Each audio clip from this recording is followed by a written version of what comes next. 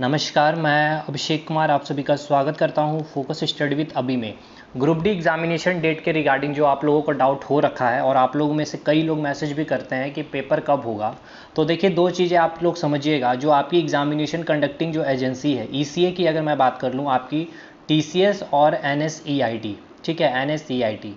अगर आपका देखिए पेपर एनएसईआईटी अगर कंडक्ट करवाता है टीसीएस की, तो आप बिल्कुल मोस्ट प्रोबेबल चांस है कि आपका पेपर सितंबर में स्टार्ट हो जाएगा, ठीक है। एनी हाउ मिड ऑफ सितंबर कह ले या फिर एंड ऑफ सितंबर।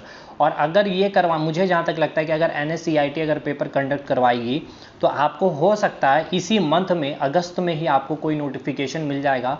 और हो सके तो सितंबर के मिड या 10 सितंबर या 12 सितंबर से आपको पेपर स्टार्ट कर दी जाएगी एज ए फेज वाइज। लेकिन यही अगर टीसीएस पेपर को कंडक्ट करवाती है तो ये पेपर आपका बहुत डिले चला जाएगा। आप मान के चलिए अक्टूबर के लास्ट अक्टूबर तक तो आपको कोई नोटिफिकेशन नोटिस ही आएगी, और नवंबर से आप मान के चलिए कि आपका पेपर को कंडक्ट करवाया जाएगा, ठीक है। दूसरी बात, अगर मैं अपनी राय दूं तो भाई मुझे जहां तक लगता है कि टीसीएस को ही पेपर कंडक्ट करवाना भी चाहिए, और ये आप लोगों के लिए भी अच्छा है। देखिए, बहुत सारे यूट्यूबर आपको बताए हैं कि अगर एनएसईआईटी पेपर लेंगे तो आप लोगों का सिलेक्शन ऑफ रेट इंक्रीज हो जाएगा, पेपर का लेवल बहुत आसान हो जाएगा, है ना जी।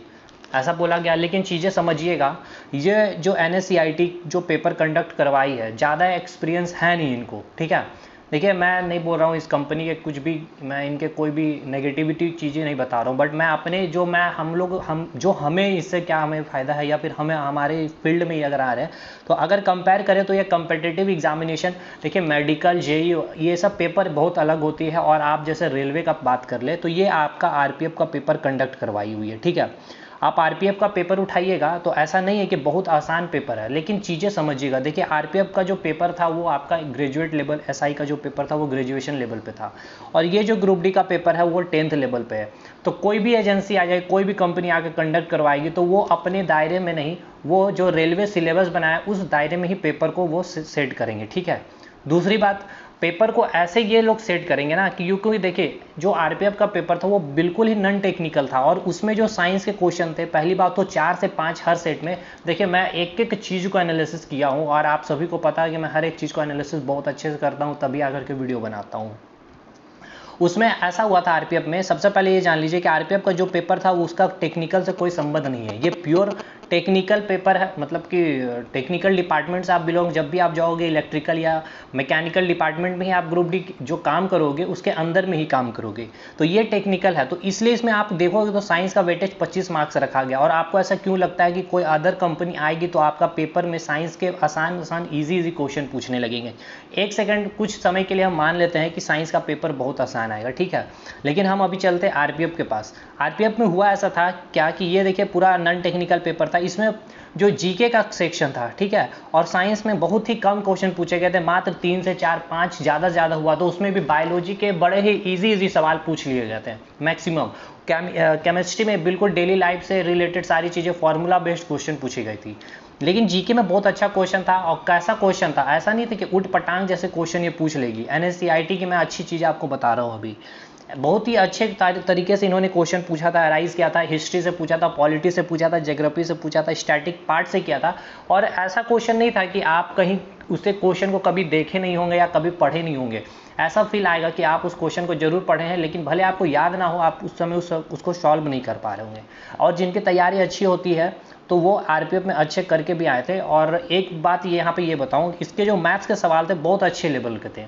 हाँ, ये मान सकते हैं कि वो ग्रेजुएट लेवल का पेपर था, इसलिए इनका वेट बहुत अच्छा सवाल रखा था इन्होंने। और दूसरी बात, जो सीजीएल के सवाल आए हुए थे प्रीवियस ईयर में, ठीक है, सुन लीजिए ध्यान से, इतना एनालिसिस के साथ मैं चीज़ें बताया। बहुत समय पहले मैंने अपने स्टेटस में भी अपडेट किया था, व्हाट्सएप स्टेटस में, कि कौन कौन से सवाल ग्रुप डी में सीजीएल के पूछे गए हुए हैं और आरपीएफ में आए हुए थे।